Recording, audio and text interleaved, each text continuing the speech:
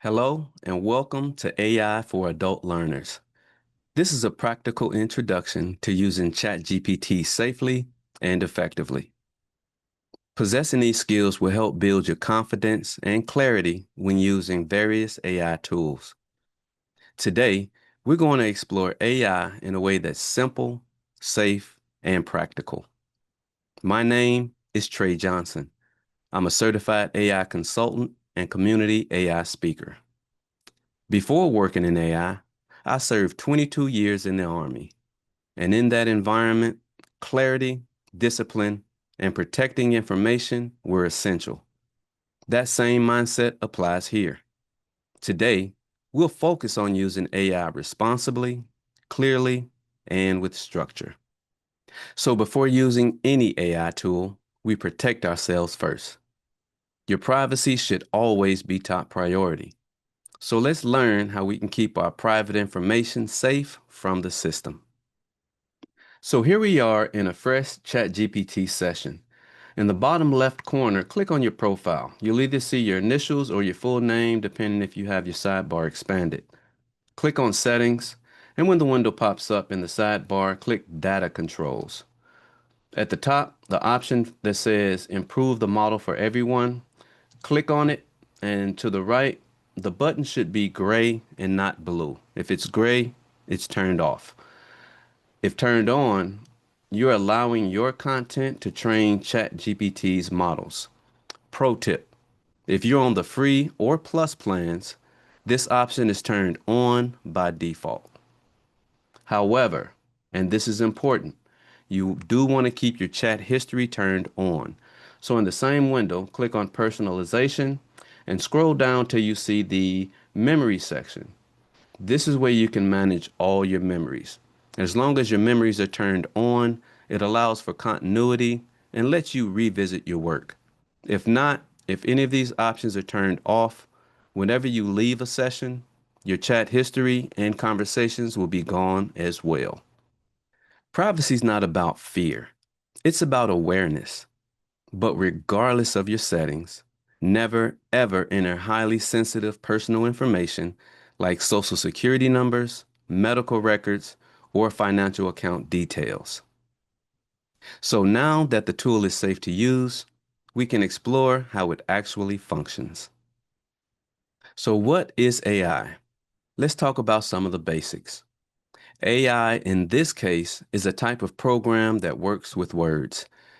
It's been exposed to huge amounts of text, from books to articles to websites. So it's learned how sentences are usually put together. It doesn't think like a person, nor does it understand things the way we do. Instead, it looks at the words you type and predicts what words are most likely to come next. It's similar to the autocomplete feature on your phone. When you text someone and your phone predicts the next word, it works the same way, just much, much more advanced. When you ask it a question, it doesn't search the internet like Google. It builds a response based on patterns it's learned from language. That's why it can create study plans, summaries, and explanations. A simple way to think of it is this. It's a digital assistant for writing and organizing ideas. It can help you get started. It can help you structure your thoughts. But it depends on how clearly you guide it. The clearer your instructions, the better the result. So let's talk about what AI is not. AI is not human. It doesn't think. It doesn't have emotions, nor does it have personal beliefs or values. It doesn't understand truth the way people do. It analyzes patterns in language and predicts the most likely next words based on what it's seen before. That means it can sound very confident. Yes, even when it's wrong.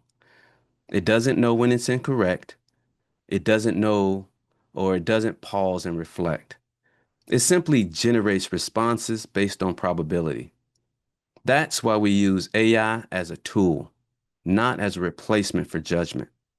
You are still the decision maker. You bring context. You bring life experience. You bring discernment. AI assists. It organizes, it drafts, and it suggests, but it doesn't replace critical thinking. So used properly, it enhances your thinking.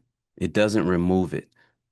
And since AI can't think for itself or inherently know what you want, your results will improve when your instructions improve. That's how you use AI effectively. AI responds to clarity. If your request is vague, the response will be vague. So the first principle, be specific.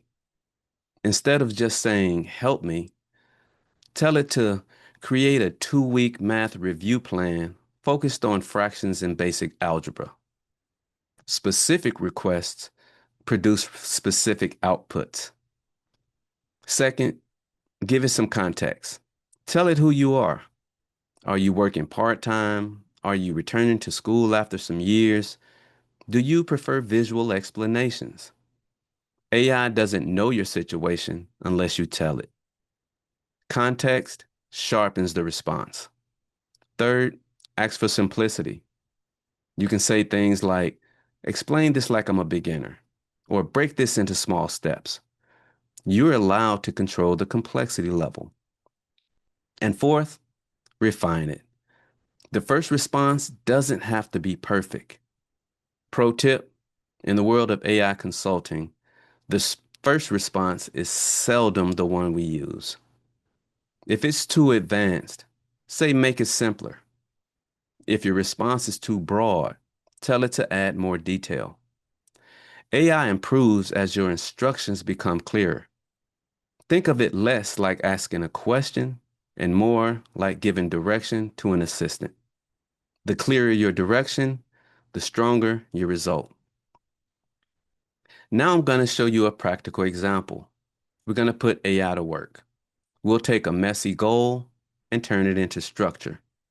This is where AI becomes helpful.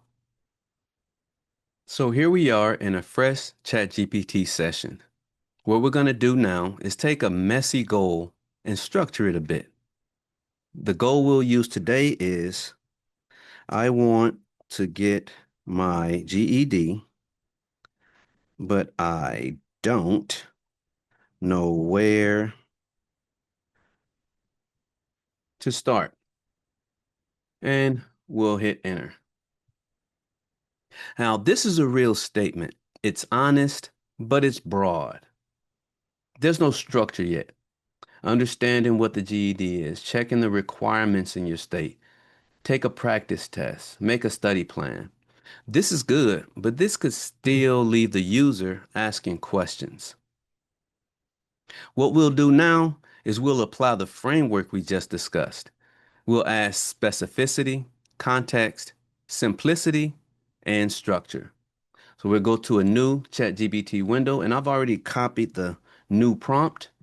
As you can see, it's the same prompt at the top. Just adds a few more detail to kind of customize it to the individual user. And let's press enter.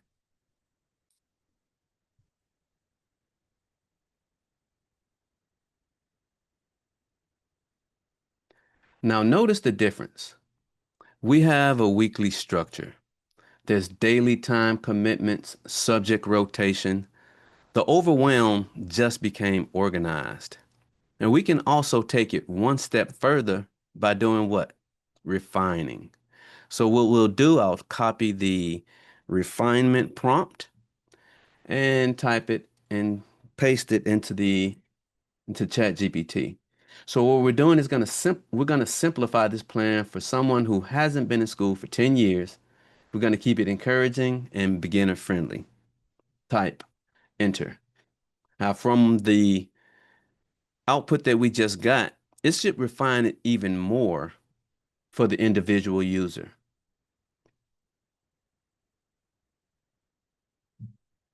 So that's refinement.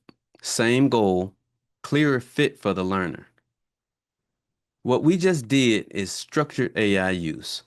The tool didn't think for us, it responded to clarity. So whether I'm working with learners or small businesses, the principle is the same.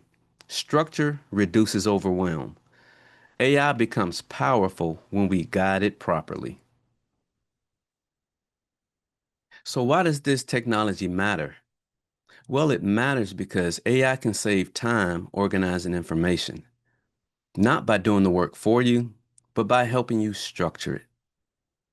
Instead of staring at a blank page, wondering where to begin, you can generate a start and outline. Instead of holding everything in your head, you can break it into steps. It helps learners take large goals, like earning a GED, and turn them into manageable phases. 8 weeks, 4 subjects, 30 minutes a day. Now that feels doable. It also supports digital skill development. Learning how to communicate clearly with AI is a modern literacy skill, and it's one that employers are looking for. It teaches you how to give instructions, how to refine responses, and how to think structurally. But most importantly, it reduces the anxiety of not knowing where to begin.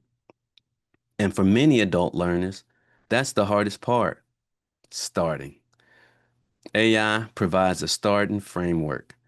It doesn't replace effort, and it doesn't guarantee success, but it removes the paralysis of uncertainty. And sometimes that's the difference between action and delay. And as with any AI tool, we should make sure we're using it responsibly. Keep your use public and appropriate. If you wouldn't say it in a classroom or workplace setting, don't type it into AI. Treat it like a professional tool.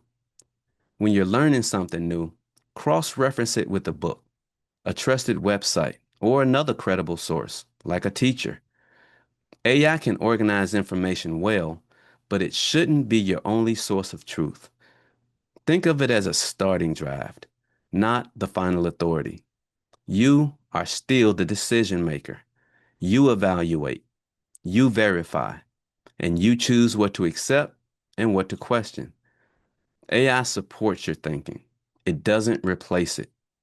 And finally, stay curious. Use AI to explore ideas, to clarify confusion, and to structure your goals, but avoid becoming dependent on it. Growth happens when tools enhance your effort, not when they replace it. Responsible use builds confidence, and confidence builds independence. AI should feel clear, not intimidating. So start small. Ask one thoughtful question today. Used responsibly and with structure, AI can reduce friction and help people move forward with clarity.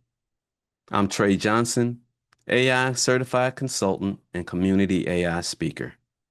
Thank you.